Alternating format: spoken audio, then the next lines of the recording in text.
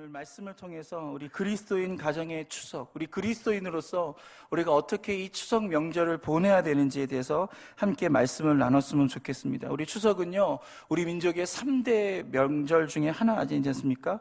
오곡이 물어 있고요, 황금 빛으로 물들고 온갖 과일이 풍성해서요, 정말 감사와 그 풍요가 넘쳐나는 계절입니다. 그래서 어른들이 이런 말 많이 하셨죠. 더도 말고 덜도 말고 뭐만 같다고요? 한가위만 같더라고요.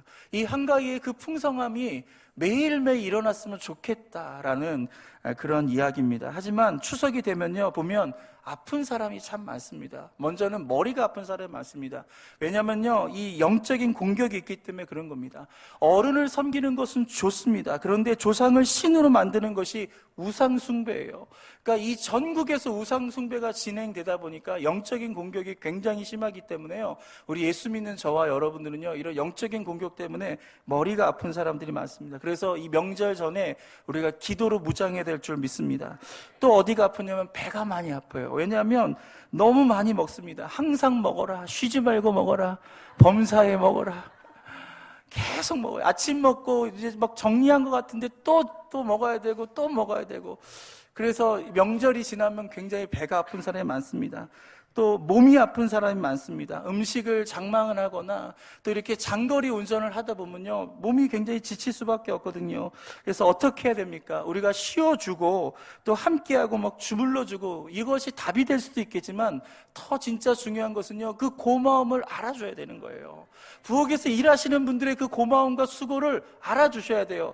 당연한 거 없습니다. 할렐루야. 그래서 남편은 아내한테 고맙다라고 얘기해 주시고, 아내도 남편한테 고맙다고 얘기해 주는 오늘 이런 추석이 되기를 바랍니다. 마지막으로 마음이 아픈 사람들이 참 많습니다. 이 추석이 되면 가족들이 막 모여서 어울리고 이렇게 행복한 이런 분들도 있지만 혼자 외롭게 지내시는 분도 참 많아요. 추석 명절이 되면 오히려 더 외로우신 분도 많고요, 마음이 어려운 분들은 많습니다. 오늘 우리가 그리스도인으로서 우리 주변에 힘들고 어려운 이런 이웃들을 우리가 돌아볼 수 있는 이런 여유도 가질 수 있기를 주님의 이름으로 축원드립니다. 이렇게 추석이 되면 아픈 거 천지입니다. 근데 올해는 이런 추석 되지 않기를 바라요. 할렐루야. 우리가 영적으로 무장해서 머리도 안 아프고 거뜬하고 오히려 예수를 전하는 오늘 이런 추석이 됐으면 좋겠고, 할렐루야, 더 건강한 추석 됐으면 좋겠고, 사랑을 더 나누는 오늘은 축복의 추석이 되기를 원합니다. 그럼 우리는 어떤 추석 명절이 되어야 될까요? 첫 번째로 한번 따라할까요? 감사하는 추석이 되겠습니다. 우리 시편 127편 1절을 읽겠습니다. 시작. 야훼께서 집을 세우지 아니하시면 세우는 자의 수고가 헛되며 야훼께서 성을 지키지 아니하시면 파수꾼의 깨어있음이 헛되도다. 여러분, 시편 127편에 가장 많이 나오는 단어는 헛되다라는 거예요. 파수꾼이 성을 지키는 것이 허사다라고 얘기하고 있습니다. 여러분, 우리가 노력했는데 헛되면 그것만큼 낭패가 어디 있겠습니까? 내가 애씁니다, 내가 노력합니다, 내가 눈물로 기도합니다. 근데 어떤 것도 이루어지지 않으면 그 인생만큼 괴로운 게 어디 있겠습니까? 여러분, 제일 싫은 단어가 저도 헛되다라는 거예요. 내가 노력한 만큼 그런 결과가 와야 되는데 오늘 우리 인생에 왜 이런 헛됨이 오고 있습니까? 바로 하나님 없이 우리의 인생을 살기 때문에 그런 거예요. 여러분, 우리의 모든 순간 하나님께서 우리와 함께 하시기를 기도하시길 바랍니다. 하나님과 함께 하십시오. 하나님과 함께 할 때 결과가 만들어지는 거예요. 그렇다면 우리가 지나온 우리의 삶을 뒤돌아봤을 때 내가 노력해서 내가 이만큼 살아온 건가요? 내가 애써서 수고해서 여기까지 온 건가요? 절대 그렇지 않다는 거예요. 바로 하나님이 때를 따라 돕는 은혜를 우리 가운데 주셨고 우리와 함께 하신 거예요. 그래서 오늘 이 추석 명절에 우리는 하나님께 감사하는 시간 되기를 주님의 이름으로 축원드립니다. 그리고 또한 이 추석은요, 내가 한 일만 생각하는 명절이 아니에요. 내가 하지 않은 것에 대해서 생각하는 거예요. 여러분, 내가 하지 않은 것, 여러분, 가족들이 나를 도와주지 않았나요? 나만 애써서 이 세상을 살았나요? 그렇지 않죠. 내 부모가 도와주고 내 친척들이 도와주고 내 주변에 많은 사람들이 나를 도와줬어요. 여러분, 땅이 도와주고 하늘이 도와주고 환경이 도와줘서 우리가 이렇게 살 수 있지 않았습니까? 여러분, 그리고 우리가 알지 못하지만 여러분을 위해 기도해 주시는 수많은 믿음의 식구들이 있어요. 그들이 기도하며 여러분의 삶을 도와주고요, 교구장들이 여러분을 위해 기도해주고 있습니다. 그리고 무엇보다도 하나님께서 우리와 함께 하시면서 우리의 삶을 도와주심을 믿으시기를 바랍니다. 오늘 그렇게 추석을 맞이해서 우리는요, 첫 번째로 감사하는 시간이 돼야 되는 거예요. 여러분, 신앙의 꽃은요, 감사에 있습니다. 함께 읽어볼까요? 시작. 세상에서 가장 지혜로운 사람은 배우는 사람이고 세상에서 가장 행복한 사람은 감사하며 사는 사람입니다. 여러분, 어떤 사람이 가장 행복한 사람이라고요? 감사하는 거예요. 여러분, 그저 감사합니다. 항상 감사를 달고 사시기를 주님의 이름으로 축원드립니다. 여러분, 우리 주변에 보면요, 행복한 사람은요, 특징이 딱 하나밖에 없어요. 늘 감사합니다. 늘 감사합니다. 별거 아닌 것들 그리고 목사님 감사합니다. 구역장님 감사합니다. 장로님 감사합니다. 이렇게 감사를 표현하며 사는 사람이 행복한 사람이에요. 근데 불행한 사람은 어떻게 살죠? 늘 부족하다는 거예요. 그래서 늘 원망하고 불평하고 이게 문제라고 저게 문제라고 그렇게 하면요, 불행한 인생을 살 수밖에 없는 거예요. 우리의 삶은 다 똑같습니다. 우리가 같은 예배를 드리고 있습니다. 그런데 같은 예배 속에서도 어떤 사람은 불평이 터져 나오고요, 어떤 사람은 감사가 터져 나오는 거예요. 여러분, 우리가 감사하며 살기를 주님의 이름으로 축원드립니다. 그래서 행복한 저와 여러분 되기를 주님의 이름으로 축원드립니다. 일본의 다하라 요네코라는 한 여성이 있습니다. 1937년생입니다. 근데 그녀는 사남 3녀 중에 막내로 태어났어요. 그의 어머니가 42살에 낳았어요. 늦둥이란 말이에요. 그러니까 얼마나 금이야 어기나 이 딸을 키웠는지 모릅니다. 그리고 이 딸도요, 엄마를 굉장히 의지하면서 성장을 했어요. 그녀가 18살 때 그만 이 엄마가 뇌출혈로 죽게 됩니다. 얘기도 못하고 그냥 죽게 돼버렸어요. 그러니까 이 18살 딸의 가슴에 굉장한 상처가 된 거예요. 그렇게 의지하고 그렇게 함께하고 그렇게 사랑했던 엄마가 어느 날 갑자기 그냥 세상을 떠나버려가지고요, 세상이 살게 가시는 거예요. 다 필요 없다라는 거예요. 너무 괴로운 거예요. 그래서 내가 살아서 뭐하나 매일 그 생각만 했다고 합니다. 하루는 학교를 가는데 지하철을 타고 가는데 그 지하철이 막 다가오는데 그 지하철에 자신의 몸을 던져버린 거예요. 죽으려고 던진 거예요. 근데 눈을 딱 떠보니까 살아있는 거예요. 살아있는데 다리 2개가 절단되고요, 팔 하나가 날아가고 또 하나 팔이 남아있는데 손가락 딱 3개만 남아있는 상태로 눈을 뜨게 됐습니다. 막 울고 소리를 지면서 왜 날 죽게 내버려지 날 살리려냐고 그러면서 막 주변 사람들, 막 간호사들, 의사들한테 막 소리를 지르는 거예요. 이렇게 살아서 뭐 하겠냐는 거예요. 나 죽을 거야 라고 얘기합니다. 근데 그녀가 손가락이 3개밖에 없으니까 스스로 죽을 수도 없는 거예요. 늘 그렇게 죽음을 바라보면서 나는 매일 죽겠다 죽는 날만 바라보고 살고 있는데, 그 병원에 맥클로이라는 선교사님하고 아키도 씨라고 하는 통역하는 신학생이 같이 와가지고 복음을 전하는 거예요. 그녀의 마음에 분노가 가득 찼는데 복음을 받아들이겠습니까? 막 문전박대합니다. 나가라고 합니다. 근데 이 선교사님이 다음날도 온 거예요. 그 다음날도 오고 그 다음날도 오고 매일같이 찾아와서 복음을 전하며 예수의 사랑을 전하는데 결국 그녀의 마음이 열리기를 시작하는 거예요. 그래서 그 복음을 받아들이게 됩니다. 아니, 어떻게 나 같은 이런 사람, 아무것도 볼품없고 아무것도 쓸모없는 나 같은 사람을 위해서 어떻게 저 사람이 이렇게 와서 늘 복음을 전하는가, 나에게 예수의 사랑을 증거하는가. 그 사랑이 그녀의 마음을 후벼파기를 시작합니다. 그리고 이 선교사님이 성경책을 하나 딱 넣어줬는데 그 성경책에 어떤 말씀을 읽게 되냐면 고린도후서 5장 17절 말씀, 그 말씀이 마음에 팍 하고 달아오는 거예요. 그런즉 누구든지 그리스도 안에 있으면 새로운 피조물이라. 이전 것은 지나갔으니 보라 새 것이 되었도다. 이전에 자신의 상처, 이전에 자신의 아픔, 이전에 자신의 장애, 이 모든 것이 지나가고 새 것이 되었다. 내가 예수 그리스도 안에 새 사람이 됐다는 이 말씀이요, 그의 마음 가운데 탁 하고 들어오니까 너무나 살 것 같은 거예요. 막 변화가 되기를 시작합니다. 그러면서 매일매일 새로워지기를 시작하면서 그녀가 완전히 변화되었습니다. 새 사람이 된 것입니다. 그러자 그녀의 마음에 하나의 꿈이 생긴 거예요. 뭐냐면 이제 내가 남은 여생 소외되고 힘들고 어린 사람들을 섬기며 살겠다라고 그렇게 꿈을 꾸게 됐어요.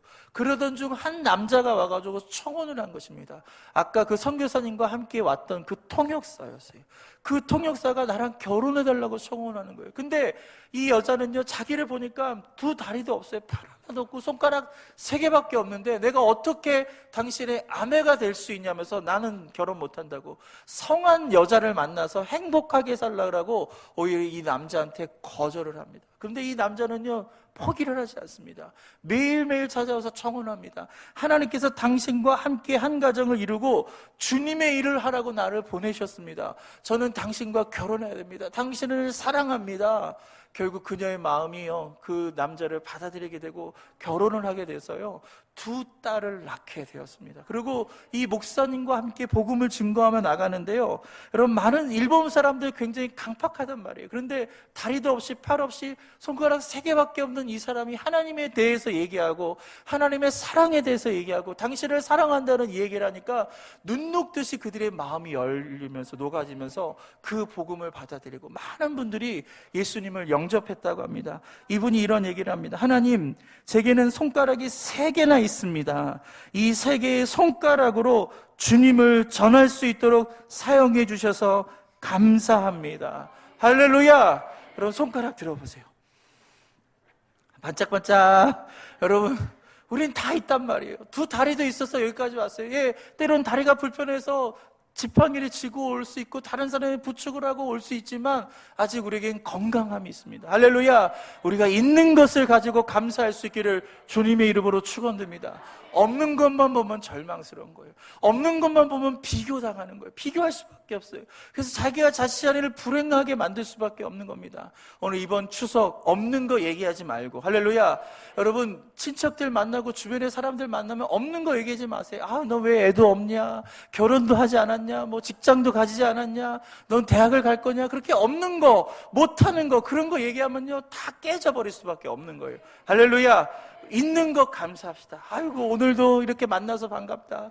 이렇게 같이 예배드려서 너무나 좋다. 같이 밥 먹는 이 시간이 너무나 귀하다. 그렇게 칭찬해 주시고요, 우리가 감사하는 이 추석 명절이 되기를 주님의 이름으로 축원드립니다. 2번째로 함께 따라 보겠습니다. 화해하는 추석이 되겠습니다. 잠언서 16장 7절 말씀을 읽겠습니다. 시작. 사람의 행위가 야훼를 기쁘시게 하면 그 사람의 원수라도 그와 더불어 화목하게 하시느니라. 아멘. 여러분, 추석은 어떤 시간이냐면 관계하는 명절이에요. 그렇죠? 추석은 조상과 관계를 합니다. 예, 우리가 조상이 있기 때문에 우리가 있는 거예요. 그런데 문제는 뭐냐면 그 조상을 신으로 숭배하는 게 문제죠. 우상을 섬기지 말라는 하나님의 말씀을 어기는 거기 때문에 우리는 절대로 제사하면서 숭배, 절하시면 안 되는 것입니다. 하지만 조상이 있기 때문에 우리가 있는 거예요. 우리는 조상에게 감사해야 돼요. 그래서 조상과 관계하는 것이 이 추석 명절입니다. 그리고 가족들과 관계합니다. 친척들과 관계합니다. 우리의 주변의 이웃들과 오랜만에 만난 그런 친구들과 관계하는 것이 이 추석 명절이라는 것입니다. 근데 처음에는 만나면 반갑고 행복하지만 함께 밥 먹고 함께 TV를 보고 함께 시간을 보다 보면요, 나도 모르게 툭 하고 서운한 이야기가 나와요.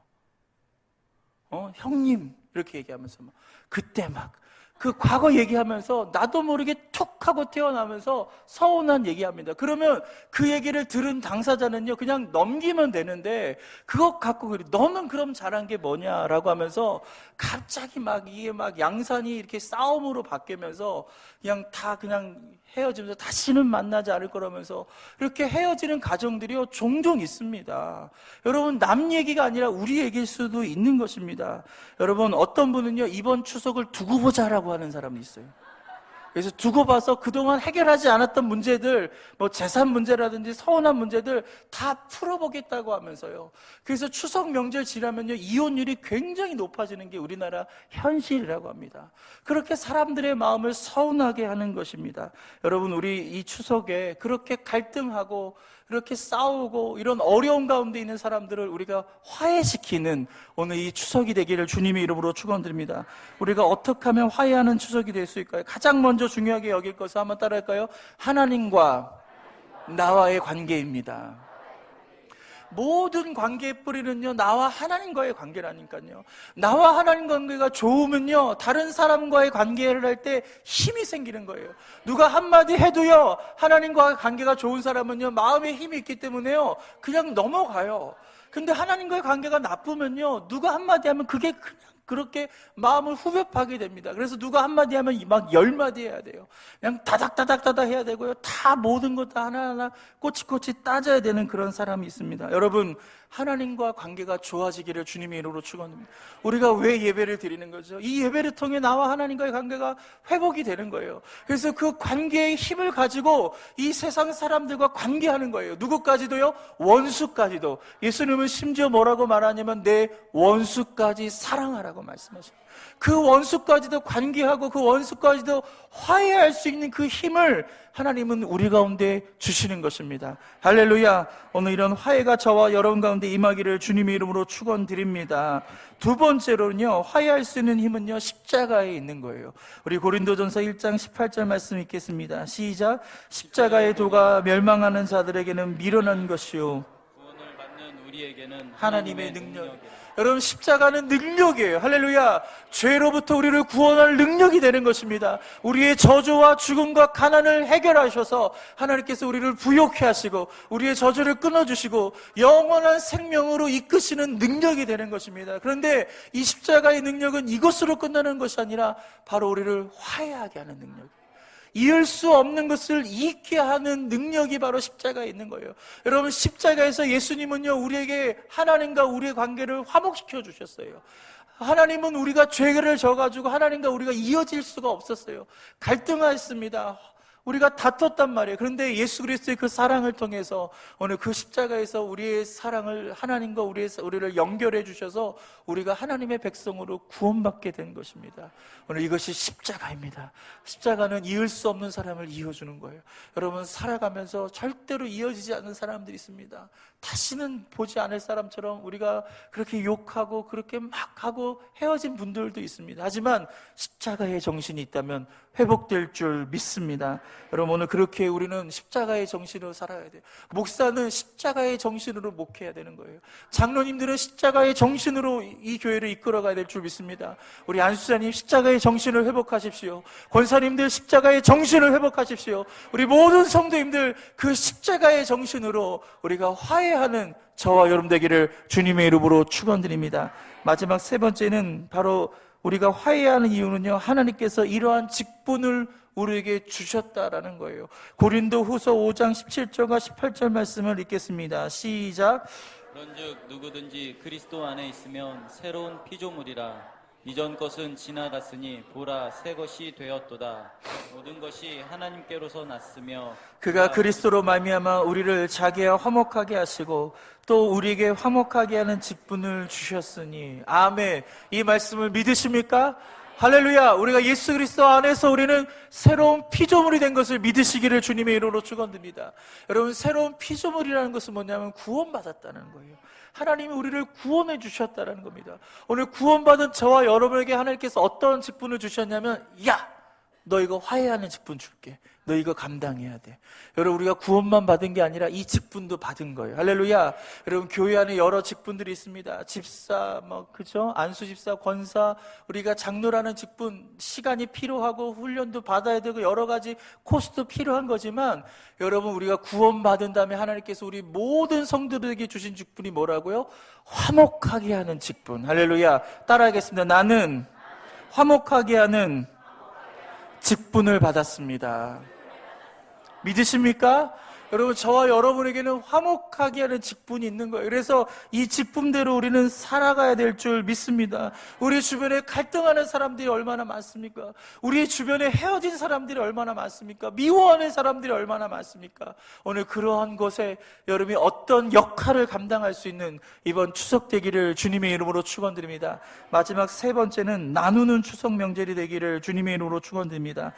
우리 사도행전 4장 34절부터 35절입니다. 시작. 그 중에 가난한 사람이 없으니 이는 밭과 집 있는 자는 팔아 그 판 것의 값을 가져다가 사도들의 발 앞에 두매 그들이 각 사람의 필요를 따라 나누어 줍니다. 여러분, 초대교회의 특징을 딱 한마디로 얘기하면 뭔지 아십니까? 나눠주는 교회라는 거예요. 성령의 충만함을 갖고요, 나눠주는 교회였어요. 그래서 첫 문장이 뭡니까? 그 중에 가난한 사람이 없으니. 나눠주니까 부족한 사람이 없는 거예요. 여러분, 우리 교회가 이런 은혜가 있기를 주님의 이름으로 축원드립니다. 예수님은 주는 것보다 받는 것이 복이 있다라고 말씀하셨습니다. 주는 게 복이 있는 거예요. 할렐루야. 우리는 받으면 기분이 좋죠. 그렇지만 진짜 줄 때 하나님께서 감동하시는 거예요. 우리가 주는 삶을 살 때 하나님께서 우리를 더 눈여겨보시는 거예요. 이거 봐라, 주네, 나눠주네.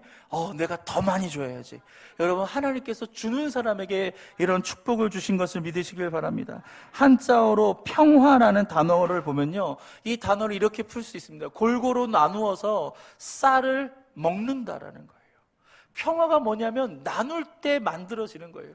우리의 먹을 것을 나누고, 우리의 사랑을 나누고, 우리 이웃의 부족한 것을 나눌 때 그곳에 평화가 오는 거예요.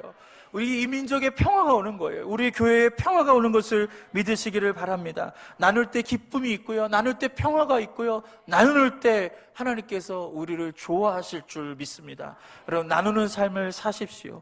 어느 고등학교 야외 수업 때 있었던 일입니다. 선생님이 학생들의 도시락을 주문을 했는데 주문을 잘못한 것 같아요. 30명 학생인데 31개가 온 거예요. 1개가 남은 거예요. 선생님이 학생들에게 다 나눠주고 나서 1개가 딱 남았습니다. 그래서 학생들에게 얘기합니다. 이거 더 먹을 사람. 여러분, 고등학생들은요, 밥 먹고 뒤돌아서면 배고프잖아요. 그러니까 학생들이 일제히 다 손을 들어서 저요 막 그런 거예요. 저 하나 더 먹을게요 막 이러는 거예요. 그러니까 이 선생님이 딱 지켜보고 있다가 자기 마음에 드는 학생에게 도시락을 탁 줬어요. 그러니까 그 학생은 2개 받은 거예요. 그 다음날 야외 수업이 됐는데 도시락을 똑같이 주문했는데 그만 하나가 덜 온 거예요. 29개가 온 거예요. 어제는 31개가 왔는데 오늘 하나가 덜 왔어요. 선생님이 보니까 너무 난감한 거예요. 그래서 학생들한테 얘기합니다. 야, 누구 하나 덜 먹을 사람 손들어, 그렇게 얘기합니다. 근데 어제는 막 득달같이 막 저요 했던 애들이 조용한 거예요. 아무도 손을 들지 않는 거예요. 그래서 선생님이 한 번 더 요청합니다. 야, 이거 도시락 안 먹을 사람 손들어, 이렇게 얘기했는데 저 뒤에서 한 아이가 소심한 듯 손을 든 거예요. 선생님, 제가 안 먹을게요. 그래서 선생님이 그한테 이러면서, 야, 너 도시락 먹지만 넌 나랑 나가서 갈비 먹자. 할렐루야. 그러더니 애들이 그제서야 저요 하는 거예요. 제가 안 먹겠다고 하는데 이미 버스는 지나갔습니다. 할렐루야. 여러분, 이 자신의 도시락을 나눠줄 수 있는 건요, 대단한 용기예요. 나누는 건 용기입니다. 할렐루야.